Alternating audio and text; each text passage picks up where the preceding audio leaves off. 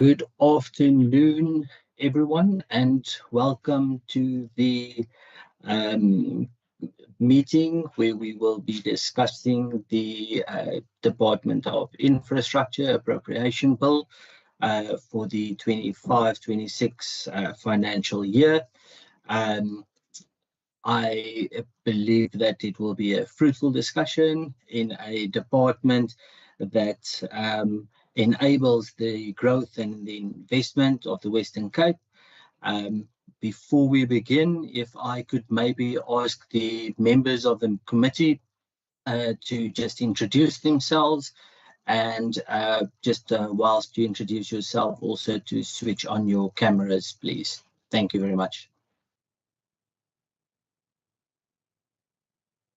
Good afternoon, Chairperson. Dave Bryant, member of the committee.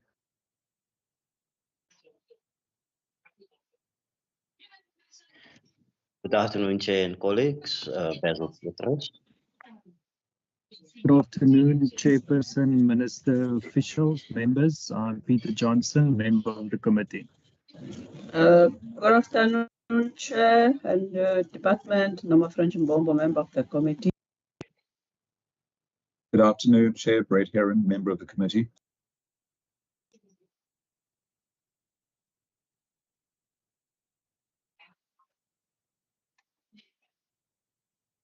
Thank you very much. That is, I assume, all the members. I noted that member Pat Lacker, procedural officer. I'm not sure if you can see her on the meeting. She is part of the meeting, Chair. I think maybe she has problems with the sound. Okay, if I can, member Lacker, if you can just ask that you maybe register your attendance in the chat box, if that will then be appreciated. So thank you very much to thank you very much to all the members for introducing themselves. So on behalf of us as a committee and me as a chairperson, Derek Wessels, we would like to welcome the Minister of Infrastructure, the department, the head of the department, Advocate Chantal Smith, as well as all the department officials, as well as the members of the public that have joined the meeting. We have received no apologies. So with that, Minister, if I can maybe hand over to you to introduce yourself, as well as hand over to the head of the department to introduce the team at the department. Thank you very much. Thank you very much, Chair, and good afternoon to you and the members of the Standing Committee of Infrastructure. Tertia Simmers, Provincial Minister of Infrastructure. I'll hand over to my HOD. Good afternoon, Chantal Smith, head of the department for the Department of Infrastructure. Mel Butters, spokesperson to Minister Simmers. Good afternoon, Shakira Andrews, Chief Director Financial Management. Good afternoon, colleagues. Michael Hendrickse, Acting Chief Director, Road Design. Good afternoon, Louise Bass, Acting Chief Director, Road Contracts. Good afternoon, Chair. Good afternoon, members. Mr. Ndaba Kwambi, related Secretariat of Government Business. Good afternoon, Ramesh Maraj, Acting DDG Strategy. Good afternoon, everyone. Pauline van der Merwe, Acting CFO. Good afternoon, everyone. Chair and Minister and HOD, I'm Mujahid Solomons. I'm the Deputy Director, Management Accounting. Good afternoon, Rivka van der Voort, Director, Management Accounting. Good afternoon, Renee Cook, Acting DDG, Provincial Public Works. Good afternoon, Nabika Skierman, DDG, Human Settlements. Good afternoon, Brian Denton, Director, Project Contract and Subsidy Administration. Good afternoon, Rob Smith, Director, Grant Management.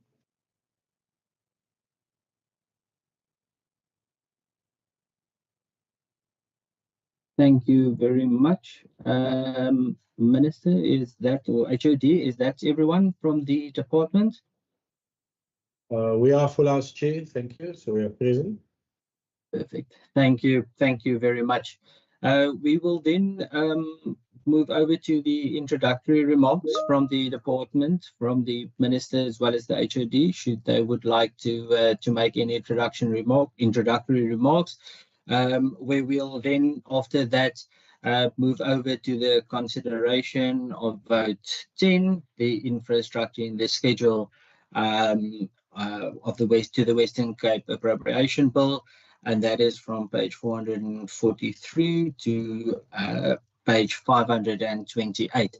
So before we go over to the presentation by the department, if we can handle the introductory remarks by the Department of Infrastructure. Minister, I would firstly like to give you the opportunity for remarks, and then followed by the Head of Department, Advocate Smith. And if I can maybe just request that you put the camera on if possible. Thank you very much. Thank you, Chair. And I think different to how we normally do it, I'll actually first deal with a bit of the past before I introduce our budget in this regard. And we all have been following the matter of the budget cuts for the last few weeks. And I would just like to put this matter to bed formally and on record with the Standing Committee itself. Firstly, we need to understand that the data used by the National Department of Human Settlements for both the HSDG grant and the IGPG grant are based on incorrect data.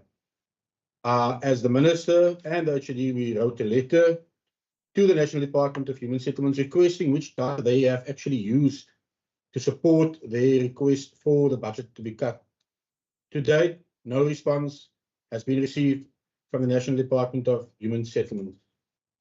We gave them a further follow-up and a cut-off date, which was set for Friday, close of business. They did not respond. As such, on Monday, we have now formally initiated the process in terms of intergovernmental dispute, because Honourable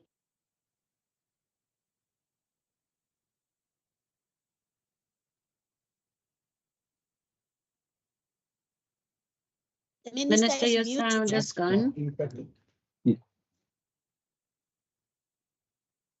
you hear me now? Where did you lose me? Yes. We lost you about one sentence. We lost the last sentence. You went to mute. Thanks. Okay, let me just repeat myself. And there is too much at stake, Honourable Chair and members.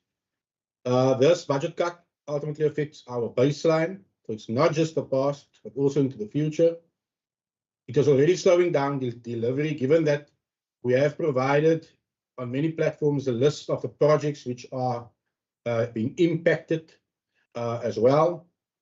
And ultimately, the beneficiaries will be paying the price because of the National Department of Human Settlements usage of incorrect data, which resulted in this budget cut. And we'd like to place that on record, given that without the proper information, there does seem to be a tendency in the public domain of distorting facts from fiction. And I just want the facts out on the table.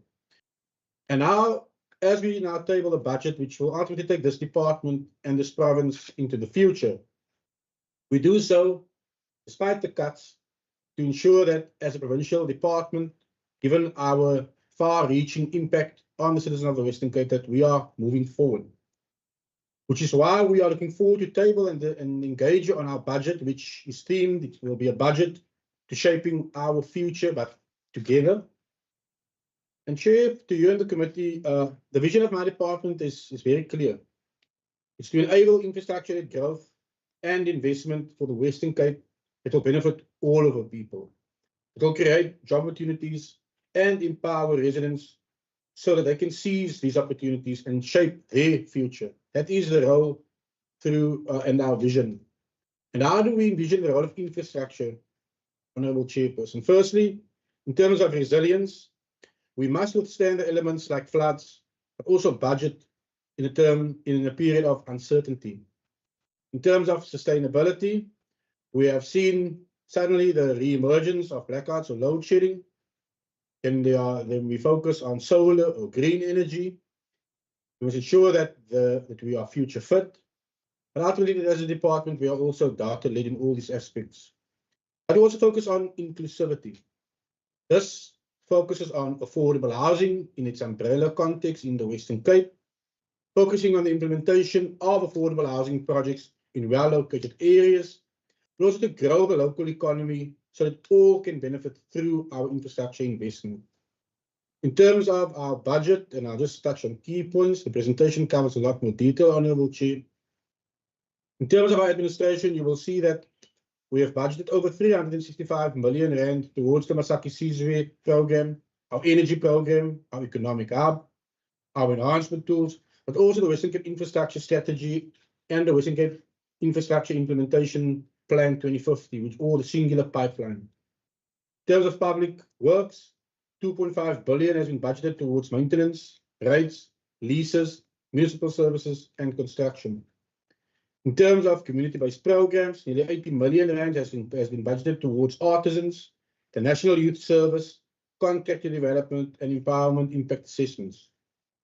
In terms of human settlements, over 2.2 billion rand for the financial year has been budgeted towards human settlements development. It will focus on informal settlement upgrades, but also accelerating housing delivery through the use of our asset finance reserve fund contribution, but also the asset management of that specific portfolio. In terms of transport infrastructure, over 4.6 billion rand has been budgeted, which will focus on our partnership with the district municipalities, maintenance, rehabilitation and refurbishment, updates, but also planning and design for the future road network.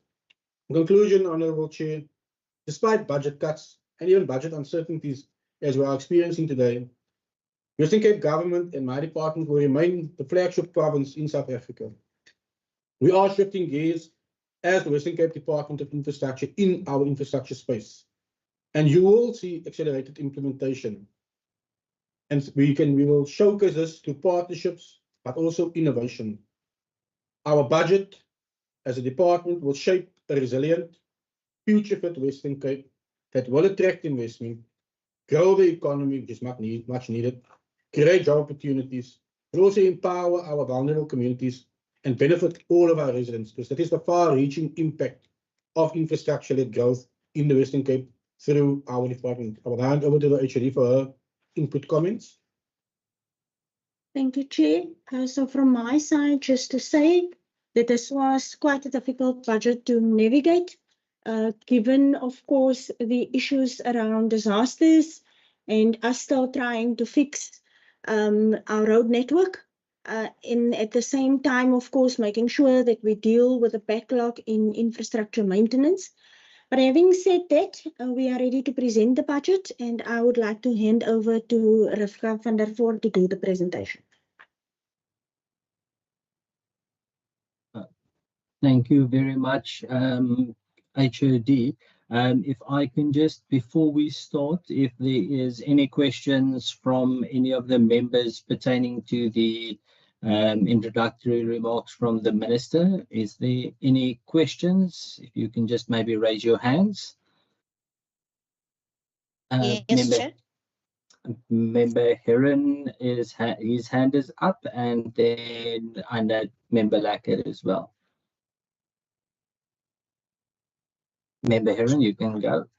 Thank you, Chair. I just wanted to pick up on the Minister's comments regarding the budget cuts, the 300 million. I mean, first of all, as I understand it, the budget cuts are in the 2024-2025 financial year. And one of the comments that I saw in the media was that the department did not apply for a rollover of funding. So the budget cut of 300 million rand, as I understand it, affects the previous financial year's budget. But how does it impact the current financial year's budget?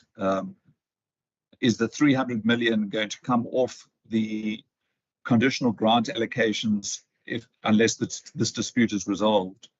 And so this 1.6 billion rand that's in the table as allocated for human settlements will actually reduce to 1.3 billion.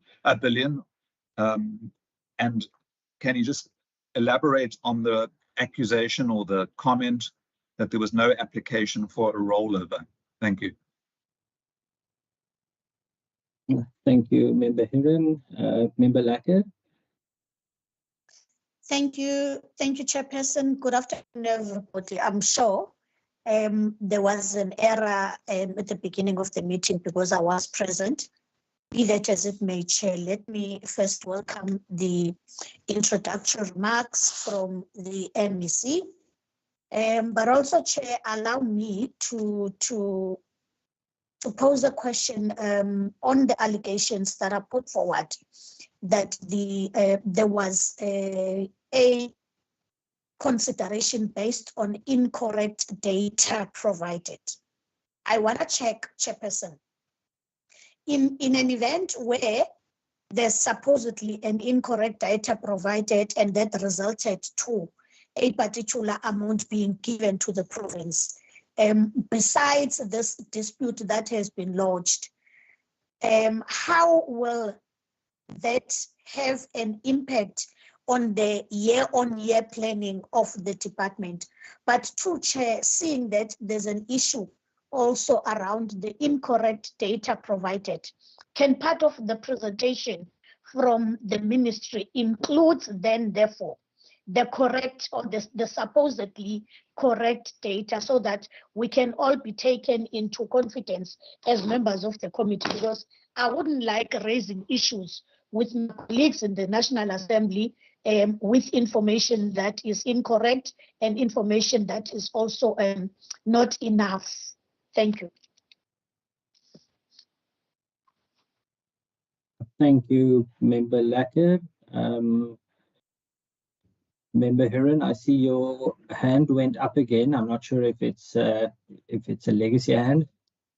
Chair, if I may, before the Minister answers, I actually had a second question and I forgot to ask it. If I may just quickly pose it. No, perfect, 100%. The media also reported that the department presented an adjusted business plan in September of 2024. So I wonder if the Minister can just talk a little bit about that adjusted business plan. What did it entail, and also why didn't the committee receive a copy or a presentation on the adjusted business plan? Thank you. Thank you, Member Hiran. Minister, if I can hand over to you. Chairperson, before I hand over to the HOD and the DDG for human settlements, because the nature of our dispute is administrative in nature, but I do attend all the MINMECs and we do make certain decisions, but it is when certain decisions were never made and it's based on inaccurate data, which has happened here, that it becomes problematic, given that before I attend MINMEC, there normally is a technical MINMEC where issues are discussed. Now, the norm is that building up to an adjustment budget cycle, all provinces and even metros submit possible adjustment business plans in terms of what projects they believe will perform, which projects will not perform, where we are shifting that money to, so that we as a province don't lose the money or as the sector in totality. And we submitted timeously our business plan. As Western Cape, we also even had a plan B to even accelerate our delivery because we were well aware that we were on our way to actually spending 100%. So when we adhere to the timelines, as is the norm in the sector, and you submit your first draft adjusted business plan, your second one, because they will ask certain clarity, we resubmit, and then you will wait, as all provinces do, approval in terms of the adjustment budget. Again, this is where projects might be stalling at local government level because of standing council decisions or certain processes were not did not commence in a certain municipality, which impacts the business plan component of that municipality. What we then do is we then adjust it to the relevant municipality within the province where we believe we can not only just spend the adjusted amount, but also accelerate certain components of delivery. And we went through the entire normal processes, all provinces, to such an extent that the National Department of Human Settlements even approved our final draft adjusted business plan, which we received confirmation in January of this year. So you will understand why I need to get the correct facts to the standing committee. And I'll actually hand over to the HOD. I know that we can provide you a copy of all the letters I'm talking of. I can provide you a copy of the approval of the final adjusted business plan, which we received, also the adjusted business plan and which projects and programs we were shifting well within our budget envelope, which is why the rationale used by the National Department of Human Settlements does not make sense to me, does not make sense to my department, it does not make sense to the provincial treasury, it does not make sense to our provincial treasury as well, given that as much as we differ when our new financial year starts and local government's new financial year starts, the ability to measure the impact of our spend in our project programs has always been successful, and we all know exactly in which quarter our sector starts accelerating, even with a 3-month difference in terms of the financial year commencement between local and the provincial and national government, which is a secondary reason why we formally dispute the data they used, because it's the incorrect quarter. Because it's an administrative difference which has led to this IGD, but also the one-sided cut of 300 million, and also to answer all your other questions, given that our baseline will be affected. And I'll now hand over to the HOD and then the DDG of Human Settlements. HOD. Thank you very much. So let me first start with the allegation around the application for rollover. The rollover referred to in the media is the rollover for the previous financial year, not the year under consideration. In other words, they're talking about the 23-24 financial year. And the reason why there were no rollover applications is because they did the same cut last year, which meant that they only took on account of a municipal first quarter of their financial year expenditure. In accordance with the MFMA, the municipalities are not allowed to go out on tender unless they have the approval of the budgets that goes along with it. And therefore, the municipalities was in no place or in no position to actually submit applications for rollovers last year. That's what they are referring to. This year, we have submitted our adjusted business plan in September, like we would prepare for the adjustments of the province's adjusted budget. The response from National came in December for the ISUPG with no cut indicated whatsoever. And on that basis for ISUPG, we informed municipalities, please go ahead with your plans. And what that plan should entail, the baseline was never adjusted. So the baseline was the original baseline for the financial year. But what did shift, as municipalities had where there were land invasions and they could make up the numbers and the performance and the targets, the sites, the housing units in one area, but cut it in another area, we had to do that adjustment line by line for each project in each municipality. That was the approval that was necessitated from a adjusted business plan point of view. That approval for ISUPG came a month after it was supposed to happen at the end of December, at which point in time the construction industry has closed down. Because between the 15th of December and the 15th of January, there is no construction activity happening in the industry. The HSDG, likewise, the adjusted business plan for the HSDG was approved at the end of January. It was signed around about the 13th of January, and we received it around about the 15th of January. It was approved, indicating we meet all of their targets. They just need certain reports if we when we do the payments and when we do the certification and so on, but that there is no cut in the original budget also for HSDG. So therefore, we altered again. We went into the to the Treasury saying, now on this basis of the approved HSDG, please make sure that we gazette the figures for the municipalities in accordance with the projects, so that municipalities know that they can go into their tender process. For that reasons, municipalities now went ahead because we sit with approved documentation. you can understand that if National then subsequently, which is what they did, already sent in December to the National Treasury prior to the approval of the ISUPG adjusted business plan, they sent in December to the National Treasury the request to cut the grant. There are items now or communication between December and January that is now the subject matter of the IGD.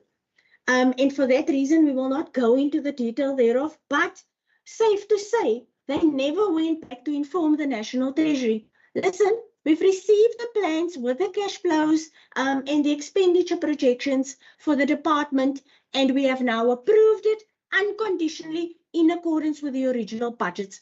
This has never taken place. So the department has spent what we were spending, and we were carrying on with the delivery. Only to find out in the beginning of March, when they have then tabled the DORA grant, that they have cut unilaterally 300 million, not indicating how was it determined, what is the calculation, what forms the basis of this. And when Minister says incorrect data, he means you are cutting at the end of the third quarter on the basis of the first quarter for municipal expenditure and the second quarter of the province's expenditure, when things have shifted and when in fact our expenditure and our performance were much, much further than it would have been in the first quarter for a municipality and the second quarter for a department. Then there was a question, why did we not present to the committee the adjustment budget? In fact, this is a Schedule 5 grant, which means the grant, the Human Settlements Program is entirely funded from the grant, and the province can do a top-up. But the program itself in the base is funded from this grant. In the adjustments budget, we did a presentation similar to the one that we're going to do now, and we've actually indicated to the committee each one of the grants, noting that the province has no control over those grants. The grants is a direct allocation from the national department to the province. So it was indeed included in there as HSDG and ISUPG, which is similar to the presentation that you will receive now. Then the question is, beside the dispute, what is the impact year on year? When Minister gave an indication in his response, he did indicate that what National Human Settlements do is not just to cut the baseline in that year, they cut it throughout the MTEF by that amount. In other words, when you go back to 23-24, we went from a 2.4 billion in 23-24 to a 1.9 billion in the same year after the budget cut. For 24-25, we came in on a cut to the baseline of 1.9 billion. So what they're showing is that year on year, what they do is they apply the cut throughout the MTF, which means all of our service delivery figures in the APP is directly impacted by this. And then, of course, not just the targets, but the actual delivery. How would we make this up other than an IGD? There is a process other than rollover, which is, of course, that at the moment we are sitting with invoices that we couldn't pay because they removed the money, but that has to be paid because it's for work that was actually rendered. We do not do prepayments. We pay on the basis of when work is actually done. Only then we measure the performance and then we pay the funding. So we will go into this year with accruals to the value of the invoices that we have, which is in excess of about 200 million. It's about 243 million when we last measured it. So that is the impact on what does this mean year on year for the business plan and for the actual delivery of the Human Settlements grant. Thank you, Chair. Thank you very much, Minister and HOD, for that thorough explanation. We're going to do a quick follow-up. Member Heron, I see your hand is up. Thank you, Chair. I just want to clarify to the HOD, I didn't ask about the adjusted budget. The Minister is quoted in the media saying that the department presented an adjusted business plan to the National Department of Human Settlements. Now, I would assume an adjusted business plan means that there's an output difference you're adjusting the number of units being delivered in this financial year versus the following financial year.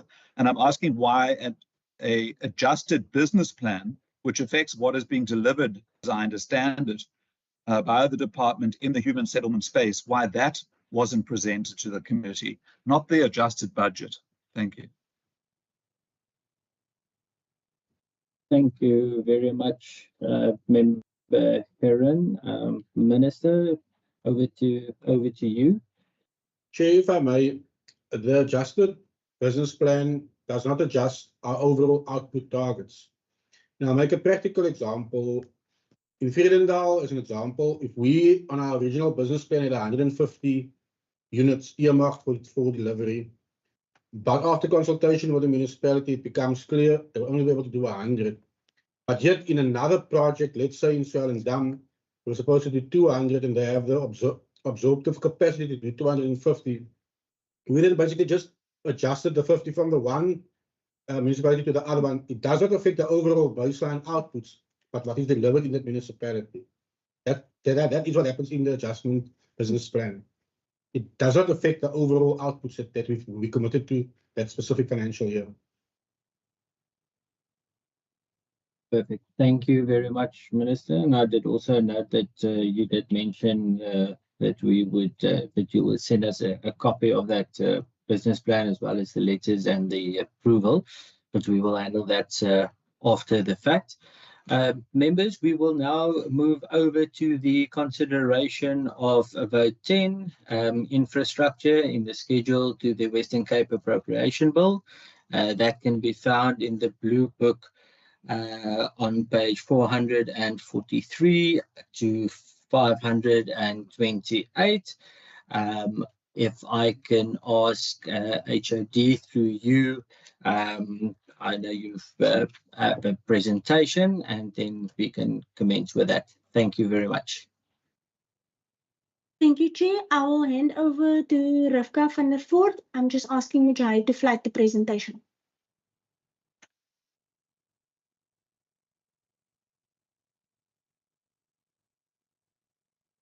Chair, can you just confirm if you can see it? Yes, thank you very much. I can see it. Thank you. Rivka? Thank you. Good afternoon, Chair, and good afternoon, members. I'll be taking you through the presentation, and we start off with the departmental summary.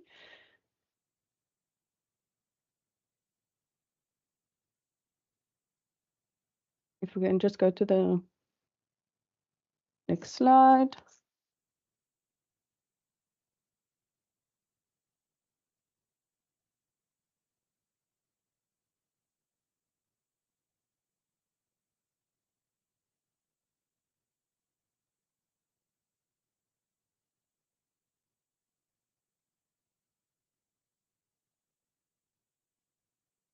We're just waiting on that.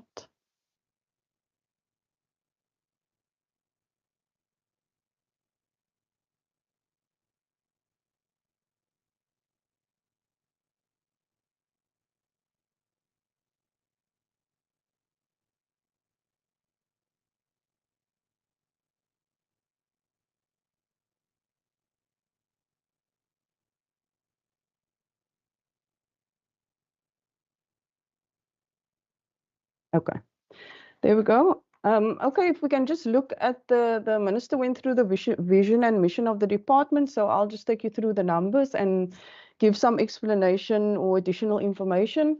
If we look at the 2025 MTIF allocation, we will see from 24-25 to 26-27, we see a steady decline in the department's allocation.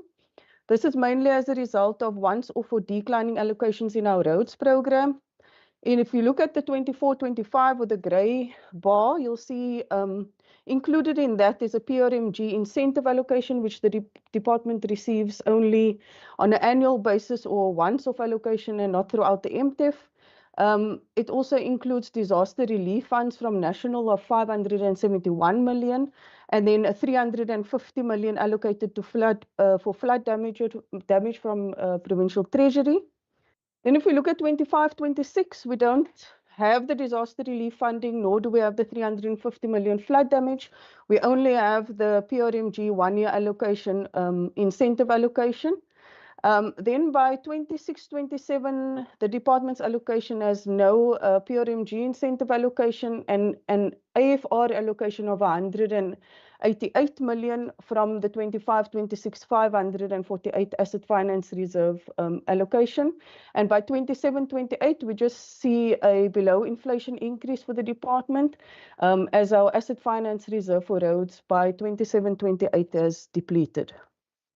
Then if we look at the breakdown of the department's budget in 25-26, we can see that 36% of the department's allocation is grants, and this is conditional grants. COE is only 10% of the department's allocation. We have earmarked allocations of 2%, asset finance reserve of both roads and human settlements of 6%, and then rates and municipal services 7%, and only a 38% discretionary funding for the department. This means this includes everything else, which is infrastructure, maintenance and construction not covered by the grants, leases, security, infrastructure planning and design, operational costs, bursaries for both external and internal staff, training, property management systems, facility conditions assessment, and also energy performance certificates. Then if we look at the breakdown per program, we can see that administration is only 4% of the allocation, public works 25%, roads the biggest contributor of 47%, human settlements 23%, and our community-based program is 1%. If we look at the grant allocation, we have a 1.57 million on our PRMG, a 1.7 billion on our HSDG, 325 million on our ISUPG, and a small allocation for EPWP of 2.079 million. In terms of the department's personnel, we have 79% of our establishment that is funded. Additional to the 79%, we also have 257 posts that have been approved by the Premier for filling. And this will be managed through the department's attrition, because in 24-25, the department experienced negative growth in terms of staff in permanent capacity, with some programs experiencing attrition rates of 16%. This is due to lengthy recruitment processes and many professional staff being recruited by the City of Cape Town. And in order for the department to accelerate recruitment over the MTEF, the department transferred 2 million per year over the MTEF to the Department of the Premier for a team dedicated to the recruitment of DOI personnel. Then if we look at our earmarked allocations, we have our Child and Youth Care Centre, and included in there is an allocation of 25.9 million, which was given from Department of Social Development, and that's for the maintenance of the secure mental health facilities. We also have an allocation for occupational health and safety. This includes fire compliance, Elsenburg's bulk irrigation, office accommodation for EMS, our energy allocation, and then 2 new allocations for the planning of provincial archives, as well as the procurement of PT's client center. Then we'll just go to the breakdown per program.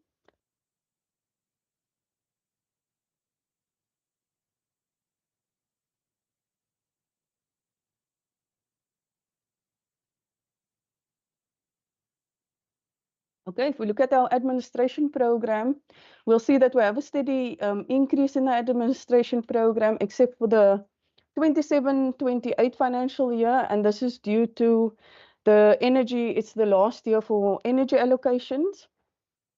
Then the cost drivers for administration would be our Masakasizwe bursary program, also the energy, our economic hub, and then enhancement tools and our Western Cape infrastructure strategy and implementation plan 2050.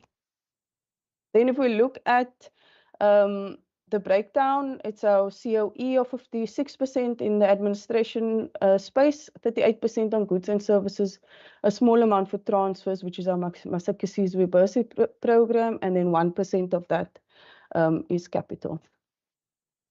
Then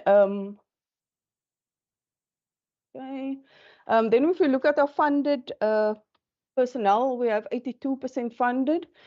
This is because we are having a recruitment drive post-refresh, where the administrative staff was obviously split and half of the staff went to mobility. And the department, in this case, above the 82% funded, we also have additionally approved 39 additional posts that will be managed through attrition as well. And we can move on to program 2. In terms of public works, we see the steady increase over the MTF. We don't have big drives or any grant allocations that are decreasing that will affect this. In terms of our cost drivers, we have our maintenance and our scheduled and operational maintenance allocation of 560 million, then rates, our leases, municipal services, and obviously then the capital construction. In terms of the breakdown, we'll see that almost 30% of the 2.5 billion that is allocated to public works is actually for rates and taxes paid to the municipalities, and that takes a big chunk of the public works allocation. Then if we look at the breakdown for the 50% of our goods and services, and that has to cover things like municipal services, professional services, leases, security, facility conditions assessments, maintenance, as well as infrastructure planning and design, and the operational costs. And then in terms of capital, there's a slide which indicates what all our main projects are, and that 10% will cover those projects. In terms of our personnel, it's 88% funded, and there's also additional 41 posts that have been approved there that we'll be managing through attrition, 110 vacancies, and 46 of that is currently in recruitment. Then in terms of our transport infrastructure program, the steady decline has been explained at the beginning, and with the disaster funding, the PRMG incentives, etc. And that's where we see our reduction, with our cost drivers being our partnership with our district municipalities, the maintenance, refurb and rehab, upgrades, as well as planning and design in roads. If we look at the personnel, we can see that 461 vacancies is in the roads program. 40% of that is road workers. As the department struggles to recruit road workers, the recruitment process is lengthy, and it also requires police clearance, and many times the successful nominated candidates cannot be appointed due to their criminal record, and therefore the process, the length of time gets extended. Then if we look at human settlements, we'll see that we also see, as previously indicated there, a steady decline in its allocation. The asset finance reserve for 24-25 is included there. The department draws funding from its reserve for housing acceleration, and in 24-25 we had adjusted allocation of 118 million. In 25-26 we have 45 million allocated from the AFR, and this will be revisited in the adjustments, and we'll draw more funding from our asset finance reserve in that case. By 26-27, there's no asset finance reserve, as well as 27-28, because we normally allocate it on an annual basis. Besides that, the human settlements development grant has increased below inflation from 24-25 to 25-26, and that will be impacted, as indicated by the HOD also, that the department has to carry the claims from 24-25 into this financial year. Then the informal settlement upgrade from 24-25 to 25-26, we see a 15% reduction there. And then we have the 45 million in terms of housing acceleration. Our asset management program, which includes the rates, municipal services, maintenance, etc., is 55.324 million. And then also our title deeds restoration of 30.4 million. If we look at the breakdown for human settlements, we see that the transfers, which is mostly the grant allocation, funds the program by 89%, which is a big chunk of the program. If we look at the goods, which is also only allocated 4% of the total allocation, this has to cover the maintenance of our departmental stock, security, municipal services, conveyancing costs, operational costs, as well as the cost related to the rental housing tribunal.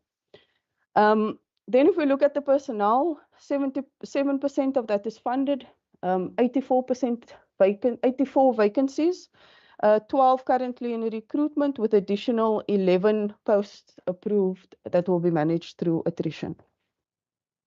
Then if we look at our community-based program, the smallest program for the department with a big impact, but we have 79 million allocated in 25-26, 81 in 26-27, and then 85 in 27-28. Our big cost drivers here are our skills development programs, which is the artisans, national youth services. Then we also have contractor development programs and empowerment impact assessments. If we look at the breakdown, the 65% is allocated for COE, but this includes our learnership stipends. And then in terms of goods and services, this would include the travel and accommodation of the learnerships, as well as running the contractor development and empowerment impact assessment programs. Then if we look at the funded establishment of 65% with 42 vacancies and 3 currently in recruitment. We can move to the next. Okay, this is just a list of the key projects per infrastructure program, and the details of all these projects can be found in the blue book from page 512 to 513. And then in terms of public works, transport infrastructure, page 513 to 519. And in terms of human settlements, the details of this is page 520 to 527.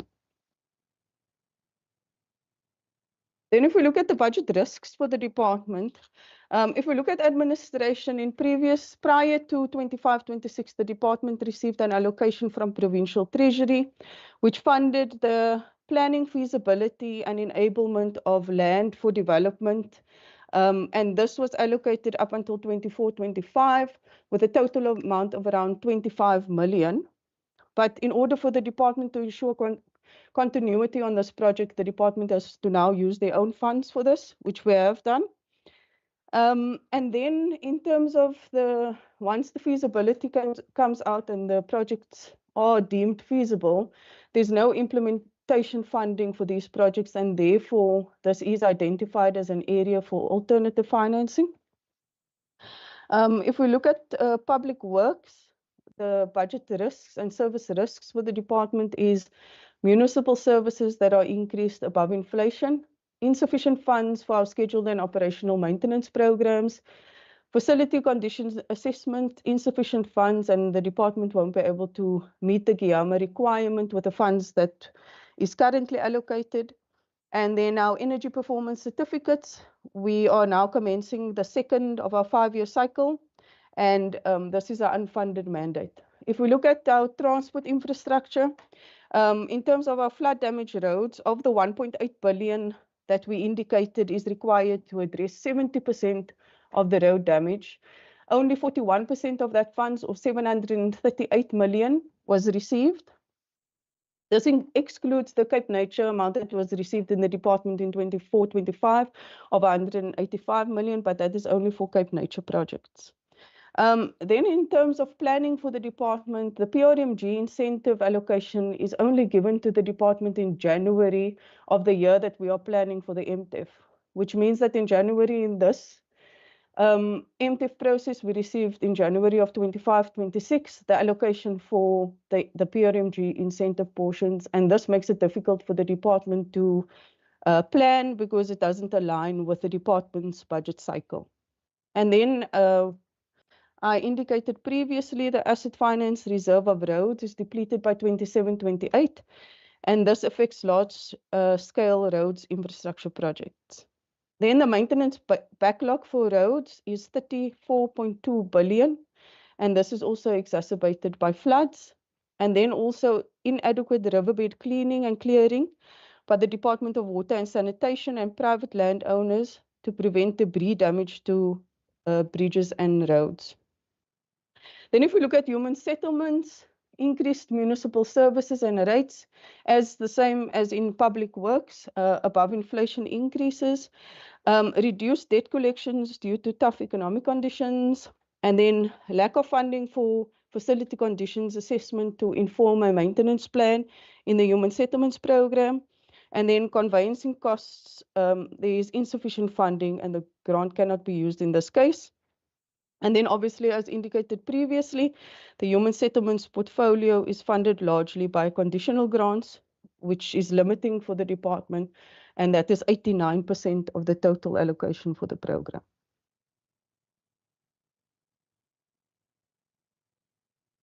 Okay, and then program 5, sorry, in terms of community-based programs, we see a consistent reduction in our EPWP grant, which means that the department has to top up from its own baseline to cover the decreasing allocation received from national. If we just look at 22-23, we see that the department received 16.4 million EPWP grant. 23-24, it reduced to 6 million. 24-25 to 4.9 million, and then for 25-26, the department only received 2.1 million. Thank you.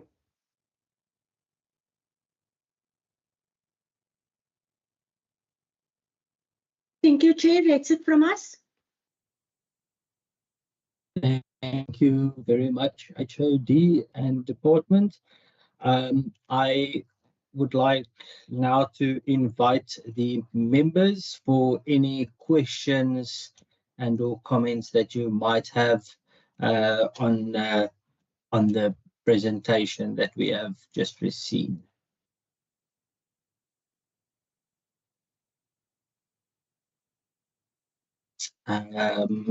I see Member Petrus's hand and Member Lacker. So let's deal with those in the first round. Member Petrus first, and then followed by Member Lacker. Thank you, Chairperson. Chairperson, when National cut the EPWP funding and other funding, did we add more funding or allocate more funding for that? Or did we just leave it like that?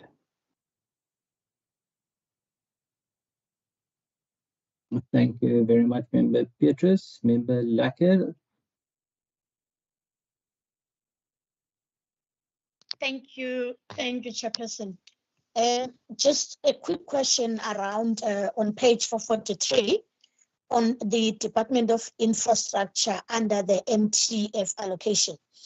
There is a projected to decrease the 2026 and 2027 financial year, and I really want to know what are the reasons for that.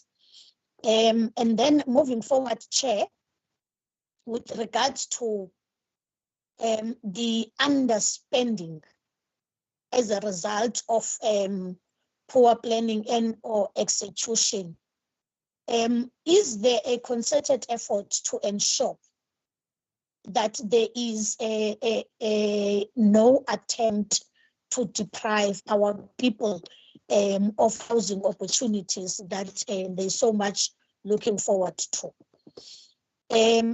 Going to page 443, second last paragraph, Chair, on the last sentence, which talks to the problems that the department or provinces face with regards to road maintenance. There's a backlog there of 34.2 billion, which may increase. I would like to get, maybe is the department willing to provide more details on the reported road maintenance backlog, including the breakdown of its core component, that is your potholes, repairs, resurfacing, and bridge maintenance. May I go further, Chair, because I think I've got quite a lot, especially on that first. No, Member Lacker, I think you can finish up, and then we can go for a second round. So finish your first set of questions, then we can handle it from there. Thank you. 445, paragraph 6, Chairperson. The DOI is addressing municipal issues across the Western Cape province, focusing on areas such as upgrading of informal settlements, delivering houses, and improving bulk infrastructure such as water and sanitation. Can the department provide an update on this? How many informal settlements were upgraded in the previous financial year? And how many of those projects have been delayed? And how many of those will be completed by this year's budget? Then on 446, second last paragraph, given the severe crisis of informal settlements highlighted in the department's State of the Environment Outlook report, particularly its devastating impact on health and living conditions, I would like to know, Chairperson, which committee is directly responsible for addressing these challenges, and what specific measurable interventions in the department or interventions is the department implementing to improve the conditions in these informal settlements? And furthermore, how does this budget allocation actively respond to the urgent needs as outlined in the report, such as sanitation, overcrowding, health risk, and the perpetuating neglect, which really for me is in a way that seeks to undermine people, and it looks like we cannot tolerate such delays as our communities that I serve, especially in the poor areas, are suffering. Let me pause there for now for my set of questions. Thank you, Chairperson. Thank you, Member Lacker. Your questions is appreciated. Minister, through you or to you. No, thank you, Chair. Before I hand over to the HOD for the more specific information, just to Member Basil Petrus, on the 1st of April, EPWP Phase 5 kicked in. What does this mean? We see municipalities who ultimately now submit their reports, not via province anymore, but straight through to the national department. At provincial level, each of our provincial departments also submit their plans straight through to the national department. In terms of topping up of EPWP, in our presentation, you will note that given that there is a cut in terms of EPWP, that we have actually, in terms of our own funding, actually contributed to ensure that we can ensure a successful EPWP in terms of our own objectives as a provincial department. So phase 5 of EPWP does come with a concern, which is why I engaged the National Minister of Public Works and Infrastructure, Honourable Dean McPherson, to indicate that if we want to see proper alignment of the EPWP and the effective utilization of the specific program, that we will discuss actually a possible amendment to how the EPWP program is implemented in this new version, because we will actually not see the true impact of what the program's true intention is. Member Lecker, again, just in broad terms, because actually will, and the DDG will answer effectively. In terms of informal settlement upgrading, but more so in the metro areas, we need to understand that the USDG grant, and when the Honourable National Minister of Finance tabled his budget the second time around, I must say, he ultimately introduced and spoke of certain changes to specific grants in the infrastructure sector. One of them is the Urban Settlement Development Grant. We had a MINMEC in March, where all 9 MECs concurred that in terms of the changes in the Urban Settlement Development Grant, 56% of that grant will now be focusing on the provision of bulk infrastructure, which includes sanitation and water, more so in the metro areas, to ensure that the ultimate objective of that grant is then done effectively and efficiently. Obviously, your metro areas also do get your ISUPG grant. Again, we as the MINMEC, we did focus on the efficacy in which programs they are focusing on. But the important thing here is that in terms of the city of Cape Town, it's which areas they are focusing on. They have been requested, like all metros, to align the Urban Settlement Development Grant and ISUPG grant expenditure to assure that the objectives of the sector in terms of human settlements is actually then met. In the non-metro areas, we are actually seeing an increase in the provision of services above the national norms and standards. In terms of the ISUPG grant, we do have a provincial structure in place which coordinates and facilitates with all municipalities, given that some of our non-metro municipalities do not have the capacity to ultimately actually implement their own informal settlement upgrading program effectively or spend the budget, as has been clear since the introduction of this grant. So my department does play a coordinative role in terms of that regard as well. Honorable Lekker, in terms of your comment, in terms of poor planning, now I'm not sure what poor planning you're talking about. The only poor planning here is the National Department that doesn't read the accurate data. That is actually poor planning.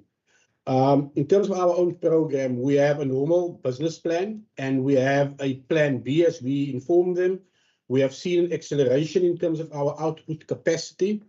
We have seen on both sets the informal settlement delivery capacity and capability in terms of outputs, but also in terms of our HSDG grant in the non-metro areas, the ability to accelerate and even deliver at a quicker pace and rate than what even certain municipalities were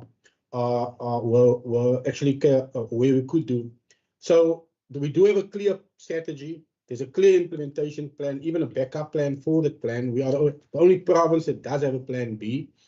The failure here is actually the National Department of Human Settlements. The planning of the issue of poor planning rests with them. If they follow their own proper processes and according to their own timeline, we would not be stuck where provinces have approved business plans and adjusted business plans, where municipalities go out and tender based on the word of having received an approved adjustment business plan only within a matter of weeks to see the flip side of the coin happening to them. So as a department, the HOD and I have met, and I will cover this in a lot more broad aspects. And when I table the budget as part of the debate component of this process, what our future plans are to actually ensure that as the Provincial Department of Infrastructure, but also as a provincial government, that we ultimately now start focusing on how we can maximize our partnerships beyond being just grant reliant, that we can have the capacity and the ability to accelerate at our pace, which we would love to accelerate on, given that sadly in terms of the provincial equitable share envelope, the bulk of it goes to your social sector, which is education, health, and social development, which does mean that our aggressive drive to attract partners from the private sector in various forms, which I will touch on the 7th, will now need to see us being able to deliver at scale, but in terms of our own objective, so that we can be less reliant on a national department, which has not proven an adequate partner in this regard, given how they've messed up their own processes, as is evident through the 300 million rand cut. Thank you, Minister. So just to add, there was a question about, can we explain the reduction in the second year? Yes, we can. The reduction in the allocation is mainly due to the reduction in the Provincial Roads Maintenance Grant, and specifically the funding that we got for disasters, which we are not getting in the new financial year.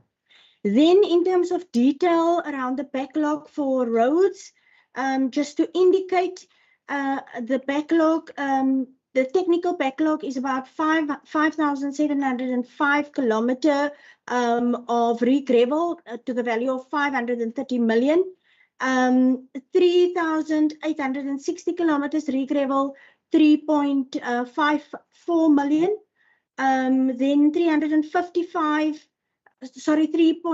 billion, 355 kilometer of gravel road surfacing, which is 4 billion, 2,260 kilometers of reseal, which is 4 billion, and then 2,240 kilometers, which is rehab, and that is 19 billion. That is how we come to the technical backlog for roads infrastructure. Then I don't know, Minister, if you want Lebika to just add to the response, or Lebika?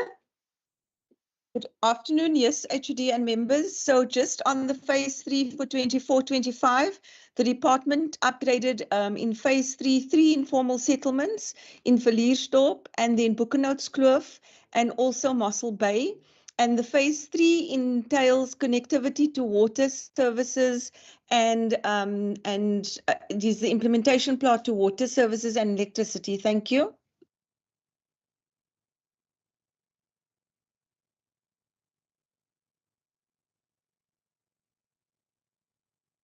Thank you very much, Department. Member Lekker, I see your hand is raised again. Yes, thank you, Chairperson. I actually want to first start with the issue of the response that 56% of the funds will now be utilized for bulk infrastructure, especially in the metro. I want to first request a breakdown and plans on how this is going to be rolled out. But Chairperson, allow me to say, as public representative of communities, we know what we're talking about. We are day in, day out in these communities, and we see how much poor planning results in our people not benefiting to what they are supposed to. I'll make one simple example. There's no road infrastructure in Marikana informal settlement in Ward 35. Just like it was the case in Kosovo, the main entrance into Marikana is flooded with water. Inside the settlement itself, there are no ablution facilities. So for us to sit here as members of this legislature, knowing what our constituencies looks like, and we begin to run a blame sphere, is not going to assist us, because we're politicking instead of responding to the lived-in experience. Just yesterday, I had to organize a rubble to be poured into open spaces in Marikana so that people cannot walk and allow water to get into their houses. So I'm really disturbed by the responses when we speak of poor planning, and the Honorable MEC takes an offense and begin to blame another sphere, instead of rather him asking me to take him to Marikana informal settlement so that he can actually see what it is that I'm referring to. Because we're speaking of lived-in experiences here, and we can't sugarcoat anything on it except for poor planning on the side, either of the municipality or that of the department in terms of their business plan, because having a business plan and the implementation thereof are two different issues. Now, Chair, allow me also again as a follow-up on the responses that we have received. I want to understand, Chairperson, in respect to the acceleration of output capacity. Acceleration of output capacity, what it is that the department is going to be doing, because we're approaching winter and very soon communities are going to be flooded. With the allocation that has been submitted or given to the department, there seems to be a budget cut on the disaster. What it is that the department has in place, because I see the department always have a plan B and the business plan. So are there plans to address such? Because as we speak, in respect to road infrastructure, there's so many potholes, even in areas that were recently attended to. So I want to understand that. Then, Chair, going to the development as a catalyst for economic growth, I want to ask Chairperson, in terms of ensuring that our communities, in issues of addressing the spatial justice, are our communities getting access to economic opportunities in these projects? And maybe going to the budget decisions on page 449, Chair. There's a sentence there that says, second sentence and second paragraph, significant funding is still required to complete facility condition assessment. And I want to ask, in respect to Kiama, how was this applied to the Tafelberg site? And what is the update regarding the matter? Because we know that it will not be transferred to the Department of Social Development, and therefore, what will it be used for? And does that mean the government will no longer build affordable houses there? As we initially were told that there would be affordable houses in well-located areas, which in my view, I think those well-located areas are supposed to be closer to the economic hubs. So this question is also linked to how our people are going to be benefiting in the economy on those projects. Thank you, Chair.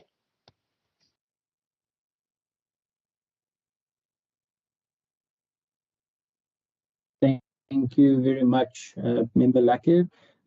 Member Heron, I noted that your hand was up as well. You put it down. I'm not sure if you want any input. Chair, I did put it down, but I do have a lot of questions, but I'll just start with the actual numbers on page 461.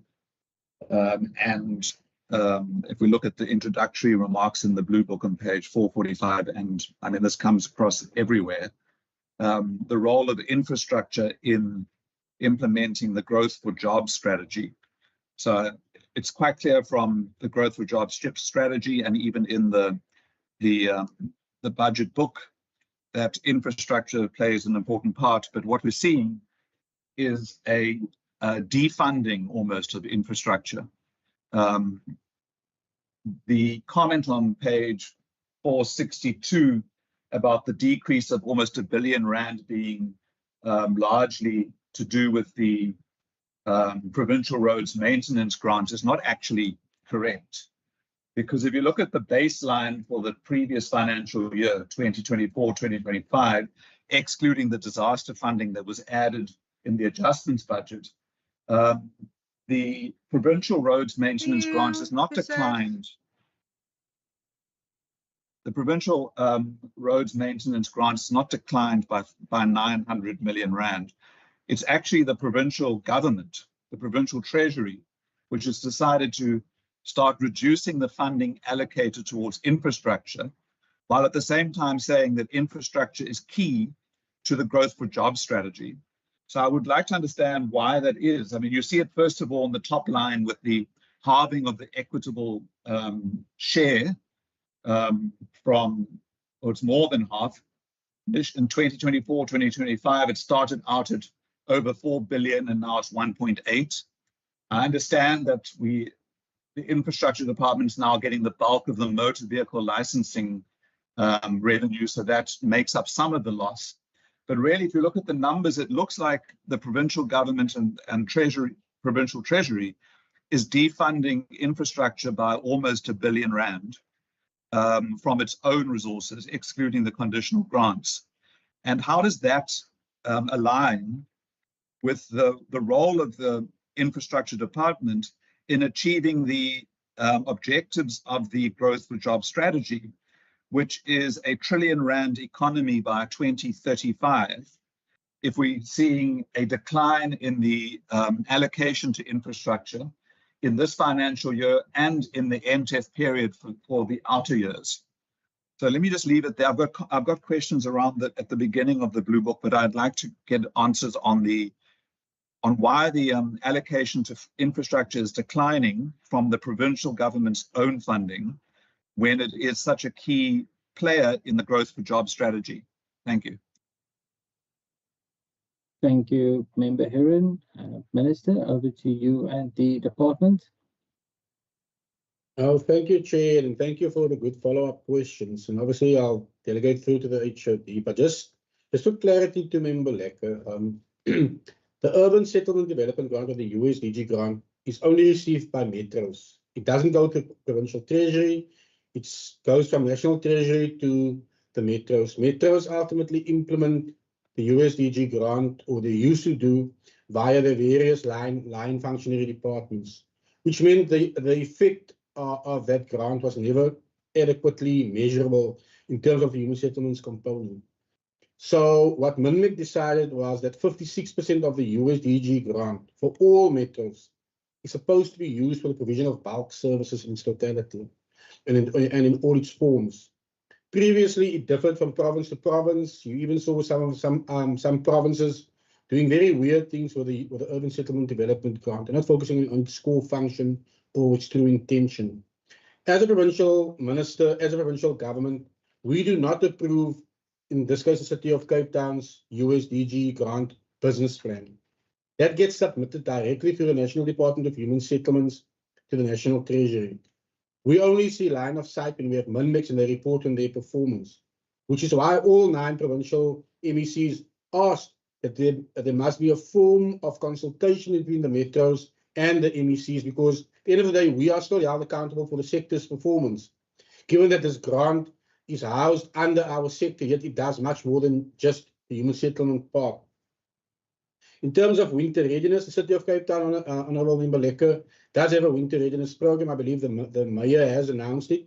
From province's side, our sister department, Department of Local Government, supports such initiatives because it does limit the impact of floods, more so in areas which have been illegally erected, in areas which are actually prone to annual flooding, which is where the winter readiness program really is effective. So in terms of the other side, the ISUPG grant, which as the Minister I do have line of sight of, I do concur with what it gets used for in terms of the City of Cape Town. There I can tell you that the bulk of the areas which they fund the types of programs, that is actually well on track. The issue is with the USDG grant. The biggest concern and why the ISUPG grant has been an inherent underperforming grant. The Western Cape is, I think, probably the only province which has all the data of all of its informal settlements, even till the one that was erected yesterday, for instance. We will be well aware of it. It's geocoded, you know exactly where they are. But you can't ask for a business plan. But then there's a community that erected an informal settlement 2 years ago, who actually then demands services above a very, very old informal settlement. That is why you see this inconsistency of performance, which is why we encourage councillors and members of the legislature, members of parliament, to actually start engaging these communities, to tell them that there's a prioritization of needs, even in terms of the ISUPG grant. It's not a first come, first served basis, as some community members have sought to do by even closing down the N2 or the R300, demanding specific services, when they were fully and well warned the area that they have illegally erected structures in, be that through natural need or even through criminal elements in terms of shack farming and other forms of criminality. The other day it becomes the state's problem. So it is incorrect to say that this is a sector that's not performing in terms of informal settlement upgrading, but there's a knock-on effect if one gets provisioned above another, and the other has been waiting in line. They're aware of the business plan, they were aware of the commitments, but because a much younger informal settlement then comes to the fore, and they have, again, blocking the N2, blocking the R300, throwing cars with stones and so forth, demanding services. That's not the way this is supposed to be. And this is a problem, not just for the City of Cape Town or for the Western Cape, but in all 9 provinces, which is why this is the worst performing grant in our sector as well, because of that. Actually. Thank you, Minister. So there was a question about access to economic opportunities when we implement our infrastructure, and the answer is yes. Because what we are trying to do there is we use our empowerment impact assessments on our major projects to determine of the work that's going to be done, how do we employ skilled labor, unskilled labor, purchase from that community, and use the community in the construction of our infrastructure. There's also a community participation policy that says how will the community arrange themselves so that these opportunities can be equally spread amongst the community members. Then in terms of facility condition assessments, just to say, the facility condition assessment is used as a portfolio of evidence to support application for funding from alternative development funding institutions. And if we don't have it, we cannot determine what is our backlog, what is the technical need, what do we need if we get the money right now, how much money do we need to keep the road portfolio to the required standards. Without it, we are making a guess, while with it, we are having hardcore evidence that support the decisions that we are taking as a provincial government. Then the question around was facility condition assessments used in Tafelberg?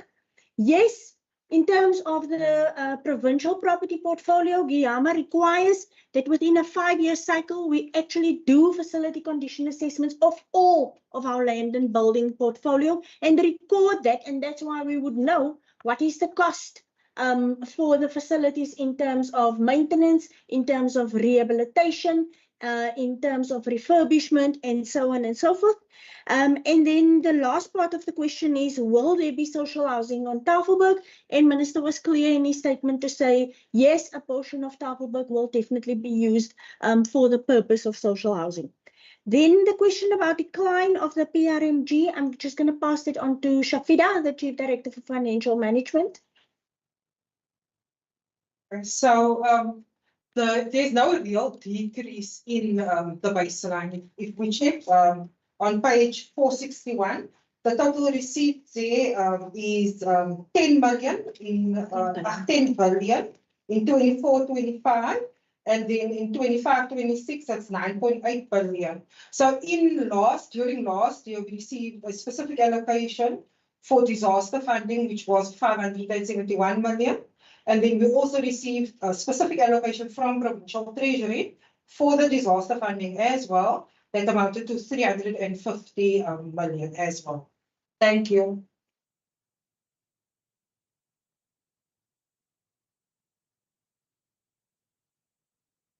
Thank you very much, Minister HOD and all the personnel.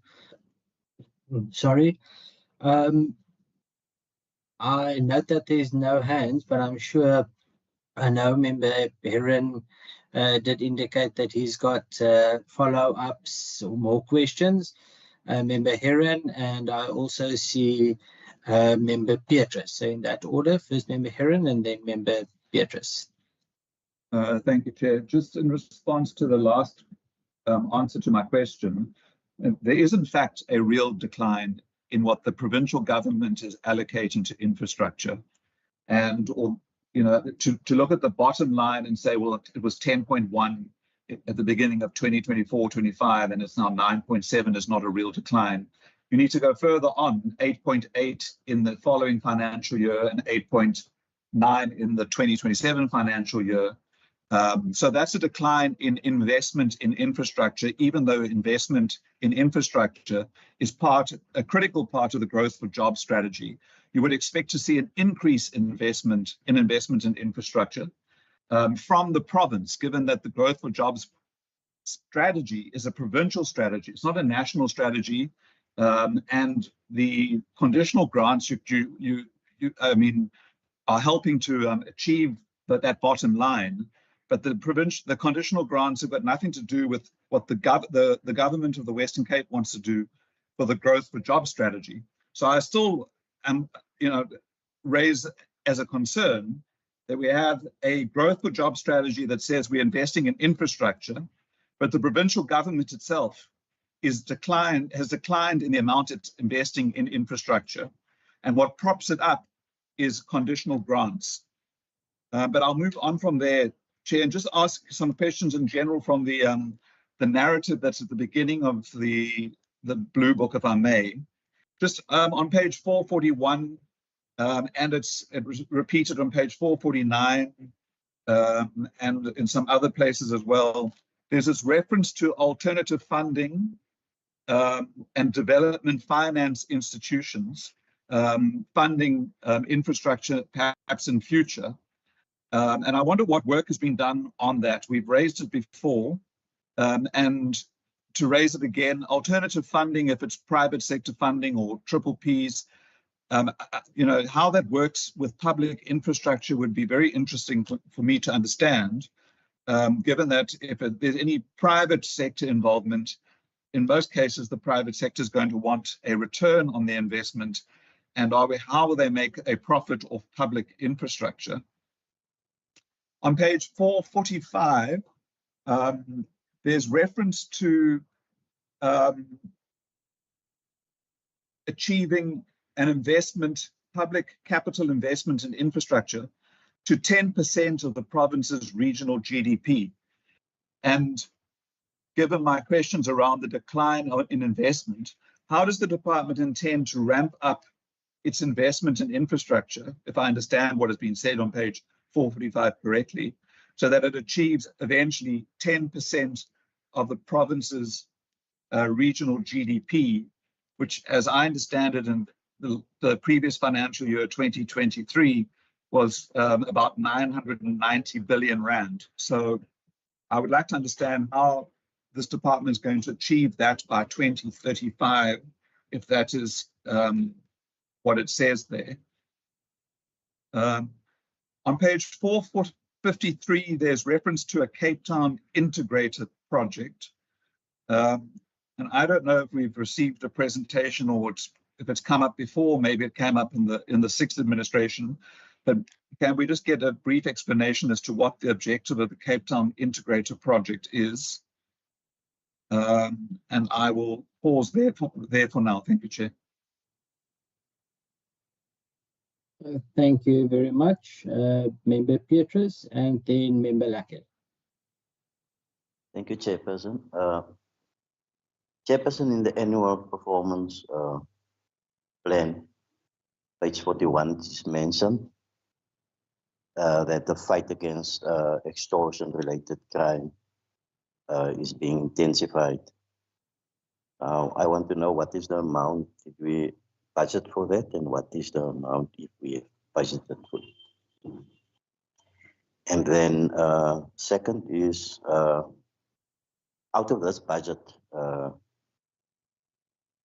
as it is a budget for growth and opportunities for all communities in the Western Cape, how will upcoming businesses benefit out of this budget?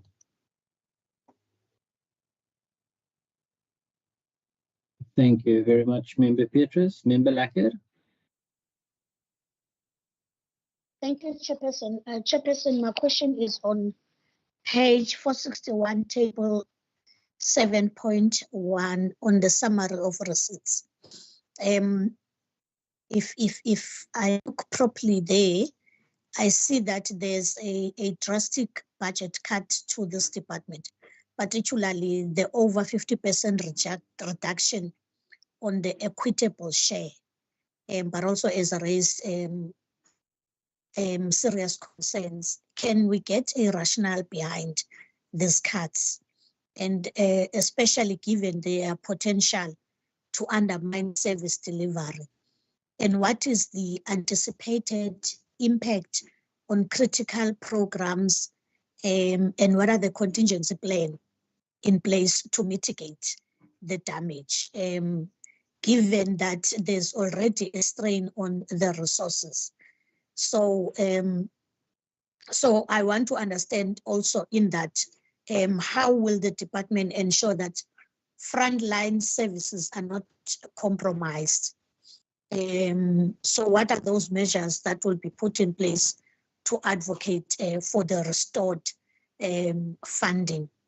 But also, Chair, how will that also be used to ensure that service delivery gets to be done? Then, Chair, I think on page 462, the second paragraph under treasury funding, can we get an explanation in detail on how the increased allocation of motor vehicle license fees affect the department's equitable share? Because you would have seen there that there seems to be an equitable share compromise of 18.82%. And maybe as I'm about to close down, would be on page 462, Chair, the sales of goods and services other than capital assets. This comprises mainly of the revenue from the rental of office building, sale of first home finance, and how does that relate to the rental of units of this department? 2, how many units are vacant?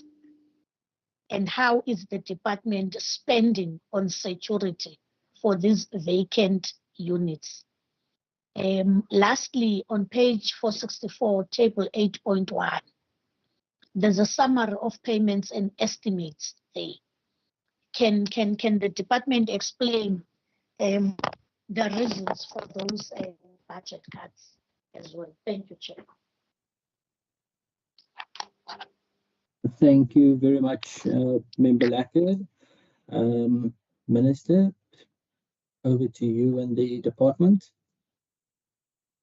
No, thank you very much, Chair. Before I hand over to the HOD and the team, and I must say this has been the second round of questions has been very insightful, and I think it's leading towards our objective of focusing on partnership, and partnership also entails funding itself. Now, we have been in discussion with the BFI because there are a few projects which we've submitted through to the BFI, more through our roads component of our portfolio. But we've also been in discussion with DBSA looking at financing instruments, not just at Triple P, but other financing instruments, which I believe if it permits the chairperson, we can actually do a separate session with the standing committee, given that the way that we will be packaging the financing of our portfolio will have different elements or aspects, not just Triple P or directly private sector funding, but other financial instruments to reach our objective. Which is why some of our announcements as part of the 3-year cycle, which I will be doing on the 7th, once we conclude our latter discussions in that regard, will go much more beyond just what you see in the book at the moment, because of the financial instruments which the HOD and the team have been busy engaging. And obviously, we have the support of Provincial Treasury. There are other partners in this discussion as well.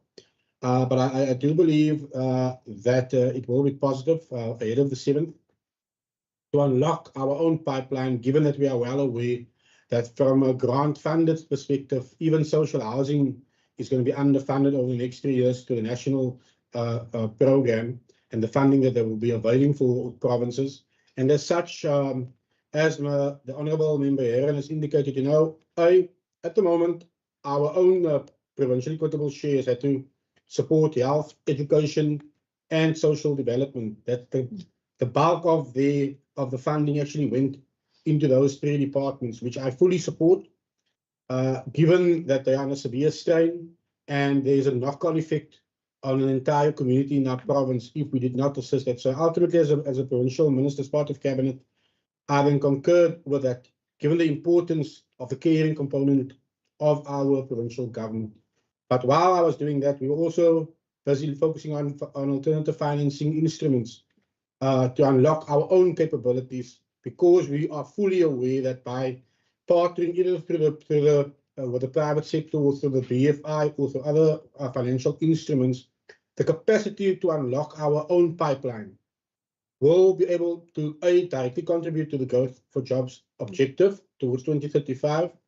It will address spatial injustice by ensuring that some of our key projects, which will be unlocked through these various financing instruments, does speak to addressing the spatial injustice of the past, integrating various aspects or programs of human settlements, with one exception. It will not be grant-based. It will be partnership-based for us in the Western Cape, but it will contain social housing, affordable housing, which has been my key driver since 2021. We'll also ensure, yes, a component of open market, and we do have a unit within the department called the Economic Hub, which has done studies, they have met with economists, we have looked at various options. So some of the announcements which we will be making within the next few weeks will go beyond what you see in a book, beyond the grant funding we receive, but it's how we will seek to structure our partnerships. We can still reach our social objective as a provincial government through the Department of Infrastructure. HOD. Thank you very much. Just to add, and I'm going to ask Shafida to respond to the follow-up on the PRMG question, but just to add that when we look at infrastructure and the funding of infrastructure in the province, we must remember that not all of the funding for infrastructure sits with the Department of Infrastructure. A large portion of funding for infrastructure actually sits with the Department of Health, the Department of Education, and then Cape Nature also gets its own funding for infrastructure maintenance. So just as by way of example, when we ask about G4J and the targets related to infrastructure, remember that there were about 2 billion rand received by the Department of Education from BFI for rapid build. there was money received by the Department of Health for 2 of their mega projects, of which Tygerberg Triple P is one. So this needs to be looked into the context of infrastructure in the province and not just infrastructure funding in DOI. Then when it comes to the question around, so what does this alternative funding mean? And Minister's already indicated that we would like to do a briefing to the committee to just show. But I can share that when we talk about financial instruments, we're talking about examples such as pledging, of which the Northern Cape funding of their accelerated human settlements development was done through pledging, but taking account of the kind of lessons learned and how you then secure the honoring of that particular pledge. Then some of the other forms is front loading, where the private sector comes in with the developer, the DFI plus its contractor, and they deliver the opportunity. So in other words, instead of input specifications, we give them outcome specifications and just indicate what do we require as a minimum, and of course making land available so that we say for this land is made available in lieu of the accelerated delivery of human settlements by way of example. Then you have blended finance, and then of course you have loans that the department can't directly make, but that could be done through the provincial treasury with the permission of the national treasury. So in terms of alternative sources of funding, this is a joint effort between the Department of Infrastructure and the provincial treasury, as they are a key partner in this particular venture.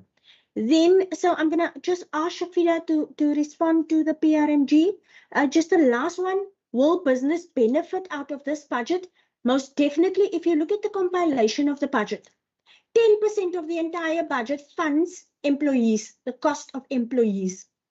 The rest of it, through one or other way, pays for actual services.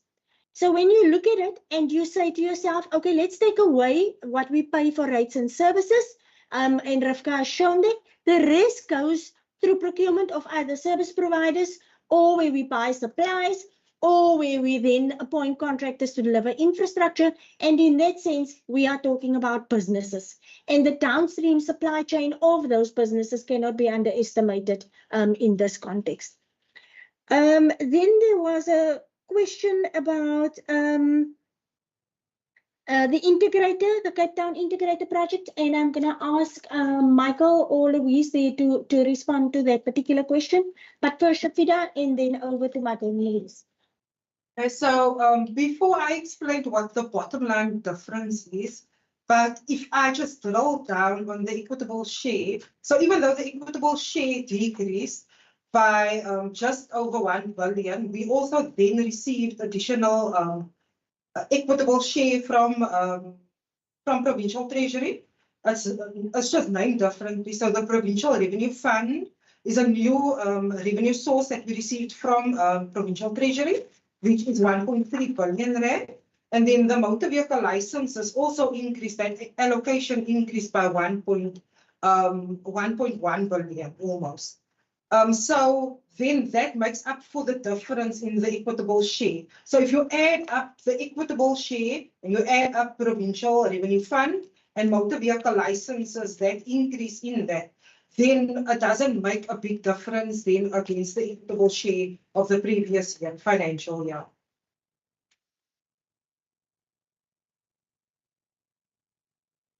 Okay, and then as it relates to the Cape Town integrator, the Cape Town integrator is a suite of really 3 major capital infrastructure projects, roads-based projects, which are centered at, not only sort of addressing increasing demand on the network and with that congestion, but also connectivity within the metro and the province, unlocking development opportunities, increasing access, and so on and so forth. Those projects specifically are referred to or titled the Wheatfield Southern Upgrade Scheme, which is centered on the N1 and N7 corridors.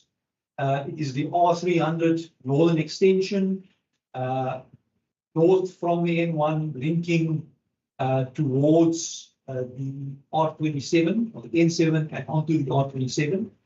And then lastly, the upgrade of the N7 freeway to freeway standards, which is already commenced and is underway.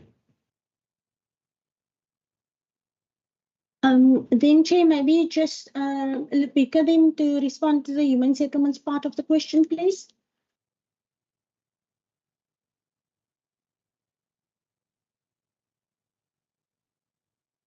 The human settlements part was that on the grant funding reductions? No, it's the question about how many units are vacant. And of course, the question around the revenue generation of our lease portfolio. So in terms of the revenue, HOD?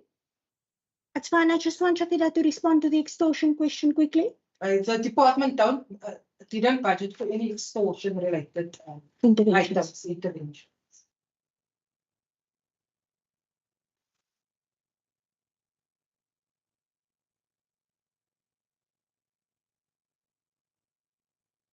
In terms of the lease portfolio, there's a rental turnaround strategy, and that revenue generation goes into the asset reserve portfolio for human settlements, the asset reserve fund.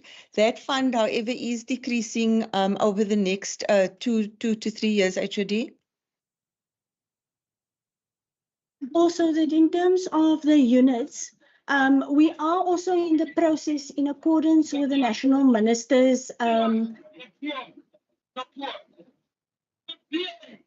Member Heron, your mic is on. If you can maybe just mute that.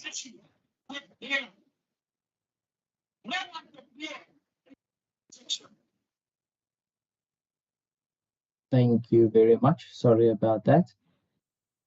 Thank you, Chair. So just to respond and also say that in accordance with the National Minister's Gazette around the ownership of the lease portfolio, the province is in the process of discussions with municipalities because there's actually a gazette indicating that by directive of the National Minister of Human Settlements, the lease portfolio, the holding stock needs to be transferred to municipalities. And this is part of the process that we are going through currently. And that is also part of what the DDG was trying to explain first in terms of what we are doing with the lease portfolio. In other words, they are making a complete analysis. They are doing a complete analysis so that we understand how many of these units are vacant, how many of these units are occupied, who has leases, whose leases are about to expire. And then, of course, that information is part of what is the handover process between us and the relevant municipalities. Thank you, Chair.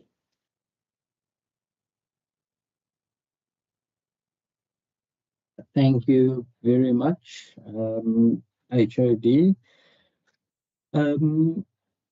Is there any further follow-ups from members in regard to the answers that we have just received?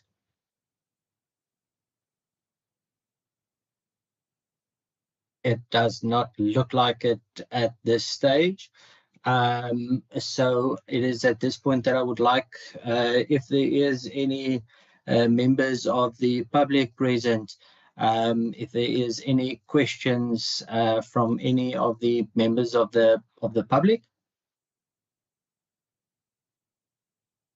It does not look like it. Procedural officer, maybe you can just assist with this, but I do not see any hands from the floor currently. Nothing at present, Chair. Okay, thank you very much, Pio. That then brings us to the end of the fourth item on the agenda, and it's with that, Minister, that I would really like to thank you and the HOD and the department officials, as well as the members of the public that were present in this meeting. Minister, to you and the HOD and the department, from my side, thank you very much for the work that you are doing. This is the department that is essential to delivering services to the residents of the Western Cape. And I really appreciate the upfront and frank conversations that we can have in this committee, ensuring that we deliver to the needs of the people of the Western Cape. If there is any concluding remarks that you would like to deliver, you are more than welcome. After which you are also then more than welcome to excuse yourself from the meeting. Chair, I'll be very brief. I think we have really gone through our budget, which we will be deliberating after this. And I want to thank you and the standing committee members for effectively holding us accountable, but also venturing to ask questions, which we hope will assist you to exercise your oversight in the new financial year of us with a much firmer grip. But also that you are aware that we are venturing into new territory as the DOI in terms of our partnership focus, which we will take you and the standing committee along on this journey. So thank you for this opportunity. Thank you very much, Minister. Yourself and the department are then welcome to leave the meeting and to excuse yourself. And if I can ask the members to just remain in the meeting so that we can just consider the report. So I'm going to request a body break for about, let's call it 5 minutes, and we can then start at 10 to 4. Thank you very much.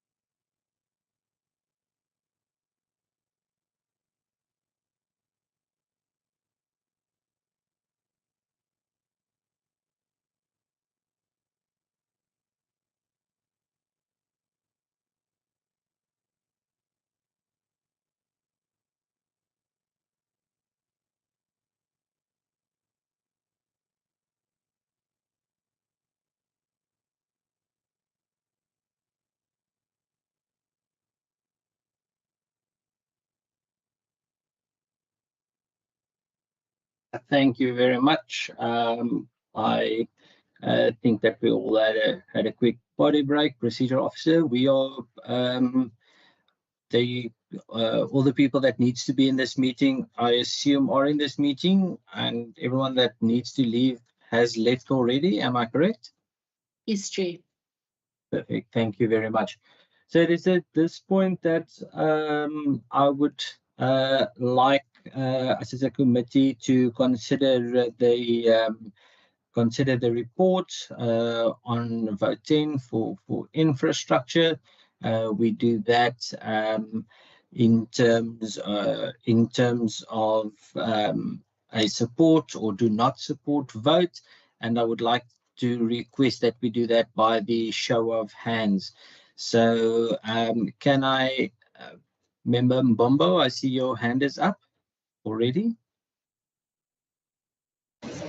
I'm voting, Chair. Okay, perfect, thanks. Okay, so if I can maybe start with all the members that is in support of this vote, if I can please ask that you raise your hand.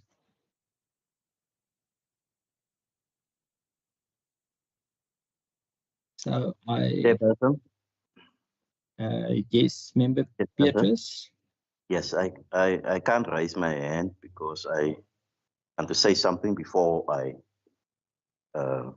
make a decision. Okay. Yes, we as the PA have serious concerns about this vote, but we will speak about that at a later stage. But for now, we will support the vote. Thank you very much, Member Beatrice.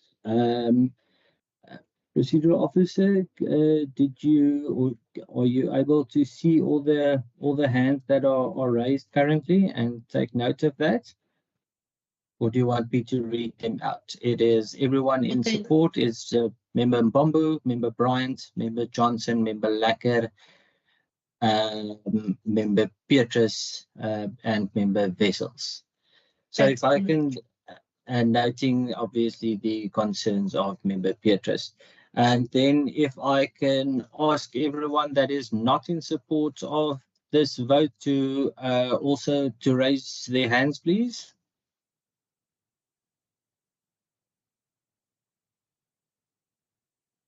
And we've got Member Heron not in support of this vote.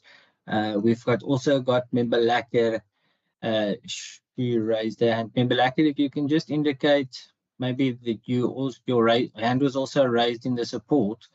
So if you can just indicate whether you support or not support.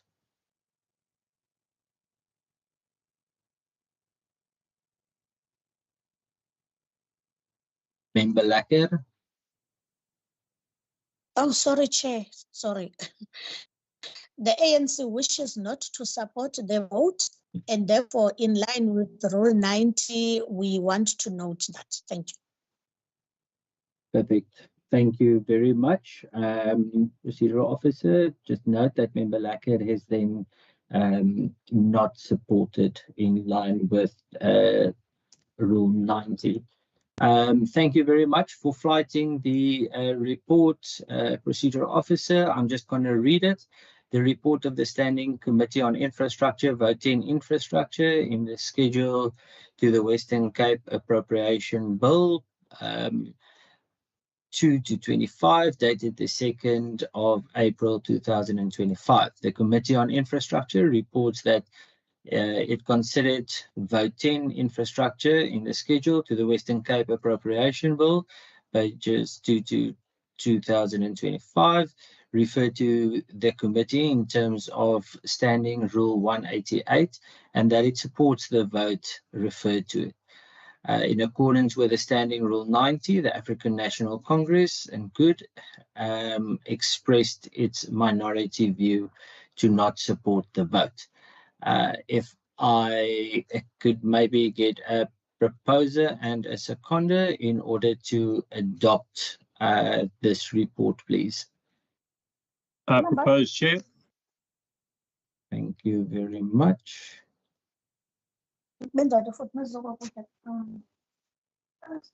Member Lackett, Member Johnson. I'll second the adoption, Chair. Thank you very much. That is this report then adopted. If I could then move on to the resolutions from the meeting. So I've noted a couple of resolutions on my side, which I will just go through, and then members are welcome, obviously, to add to that. The resolutions that I've got is with regards to a copy of the business plan that was presented prior to the 300 million rand budget cut. So it is that copy together with the approval, the subsequent approval thereof from National, as well as the letters that was drafted from the department to National. If we can maybe request that. Then I've also got a report from the Provincial, a report of the provincial allocation to the Department of Infrastructure over the last, let's call it 4 years, to see whether it is in line with the growth for jobs. Then it was briefly answered. It was a question from Member Heron. It was briefly answered, but I would really like to get more detail of that as well, is the detail regarding the Cape Town integration project.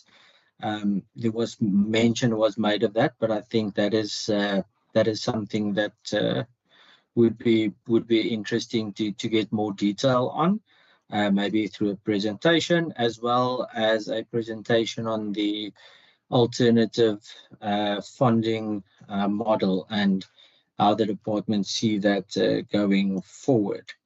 That was some of the resolutions that I have taken down from our deliberations. Is there any other resolutions that the committee would like to take at this stage?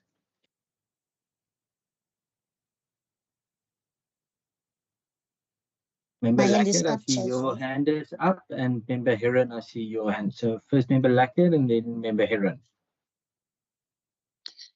Thank you, Chair. Chair, let me first start with a report or a rolling out plan, particularly when it comes to the bulk infrastructure for the informal settlement. I want to request for that.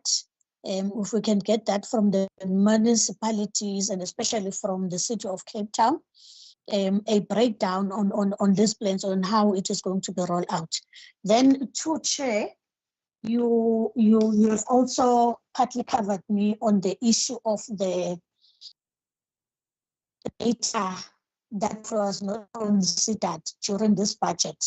So I'm going to pass that one, but I want to request for a second resolution I want to make an update of the affordable houses that will be rolled out by the department, which areas and how many units are going to be covered per area. So that's detail, if we can get that one. The third one, Chair, from my side would be around the community-based skills development program. Can we be provided with a list of those? I'm sure we may have covered it, but I don't know if my memory serves me well. We may have covered it when we visited the institution there on Fort Tracker Road, but can we get a detailed list of the beneficiaries out of that skills development program, which is under community-based? Thank you, Chair. Thank you, Member Lacker. Member Heron. Thank you, Chair. This may tag onto the resolution around engaging on the alternative funding. But in the Minister of Finance's budget speech, she indicated that through the Department of Infrastructure, the Western Cape government was aiming to have 200 billion rands worth of a pipeline of bankable projects by 2030, and some of them are being implemented over the MTEF. So can we tag on, or maybe it's a separate resolution, to get a presentation on this pipeline of bankable infrastructure projects? Thank you. Thanks, Member Heron. Yeah, I agree. PO, if we can maybe tag on to that alternative funding model presentation, that we also then request the bankable projects that have been, let's call it, finalized, and that will be implemented over the MTREF, because that all forms part of that 2050 plan. And I know there was a lot said about the bankable projects and all of that. And I also still struggle to wrap my head around it. I see Member Lacker is first, and then Member Heron again. Thank you, Chair. I forgot, man. Sorry. There was a presentation, and we're informed that there was an adjusted business plan that was submitted to the National Treasury in September 2024. Can we also get that so that we can conclude? Thank you.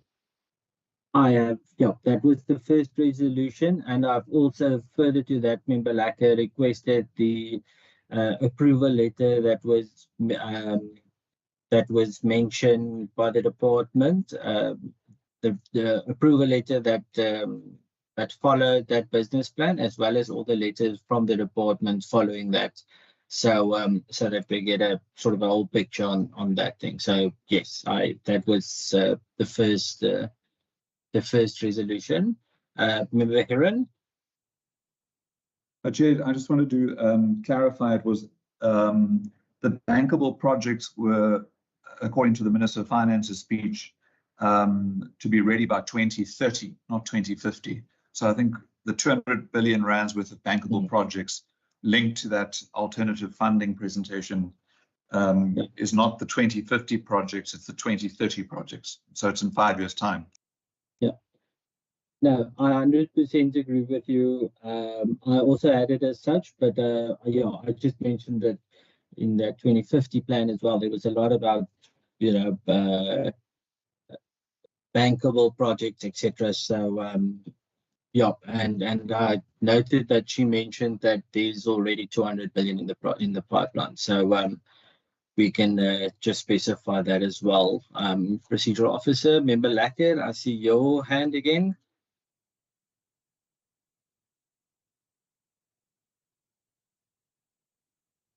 Member Lacker. My apologies. It's a No legacy worries. hand, Chair.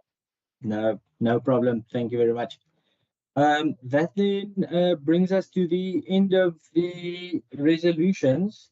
Procedural Officer, is there anything that I've missed, or can I adjourn the meeting? Chair, I think we have covered everything, even the ones that I have noted down to. Perfect. Thank you very much. Members, thank you very much for attending and for all the valuable inputs. It is really appreciated. This meeting is then adjourned, and I hope you have a lovely afternoon further. Thank you very much. Thank you, Chair. Thank you. Cheers, thanks.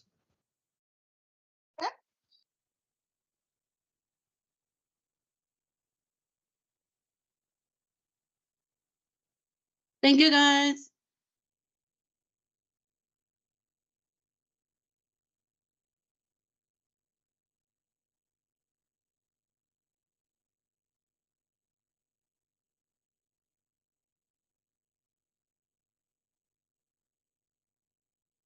Thank you, Machine Clay. Thank you, Lizzie.